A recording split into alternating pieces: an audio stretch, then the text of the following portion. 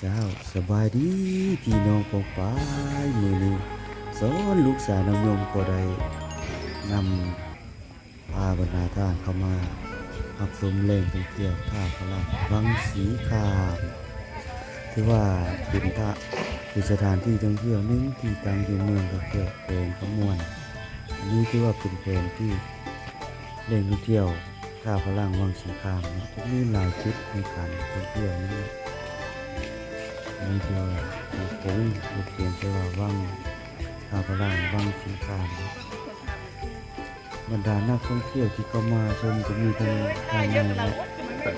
ต่างประเทศนะงานเป็นทีมต่างๆเพื่อจะ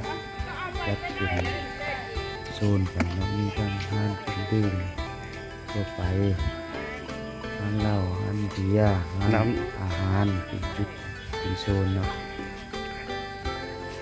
น้ำขึ้นเลยก็คือว่ามื้อนี้ก็เป็นมื้อหนึ่งที่มีบรรยากาศแจ่มใสดีเนาะแต่ว่าน้ำจะขึ้นในจักหน่อยเนาะเพราะว่า2-3 มื้อก่อนนั้นฝนตกหนักเฮ็ดให้น้ำขึ้นเนาะมันว่าที่เฮาเคยข้ามไปได้สะดวกสบายนั่นก็น้ำท่วมเนาะช่วงนี้ถือว่านักท่องเที่ยวกำลังเข้ามาเนาะหลั่งไหลเข้ามาชมบรรยากาศโดยรวมกันนักท่องเที่ยวส่วนใหญ่เป็นนักท่องเที่ยว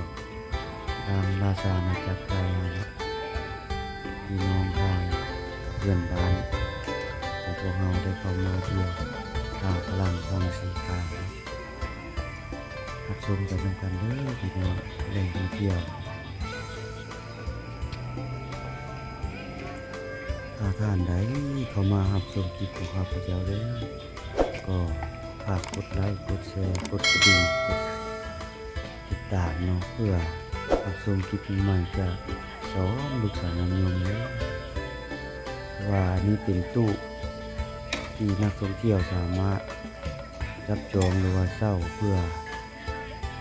พักผ่อนเวลาลงไปพวกเราก็จะพักผ่อนตามตู้นั้นเนาะเพื่อสั่งอาหารการกินจากพี่น้องเนาะ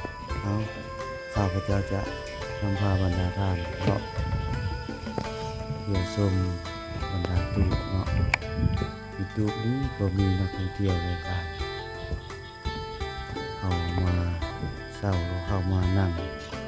กินข้าวว่าประทานอาหารเที่ยง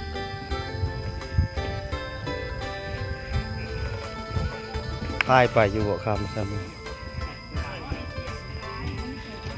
แต่ว่าส่วนใหญ่จะเป็นนักท่องเที่ยวทางเพื่อนบ้านของพวกเรา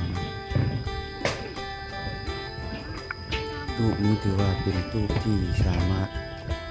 เคลื่อนไหวได้เวลาน้ำขึ้นมันก็จะขึ้นตามน้ำเพราะว่าเป็นไซส์คุยเล็กเนาะที่จอดติดกันเพื่ออับประกันให้มันแก้ออกจากกันจะให้มันอับน้ำหนักเวลาขึ้นลง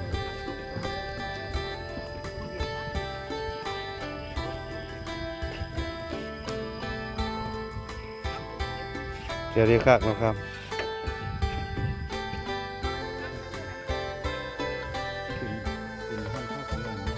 เป็นเงินพักเลยขอขอบใจบรรดาท่านผู้ชมทั้งหลายที่เข้ามารับชมคลิปของข้าพเจ้าขอขอบใจหลายๆ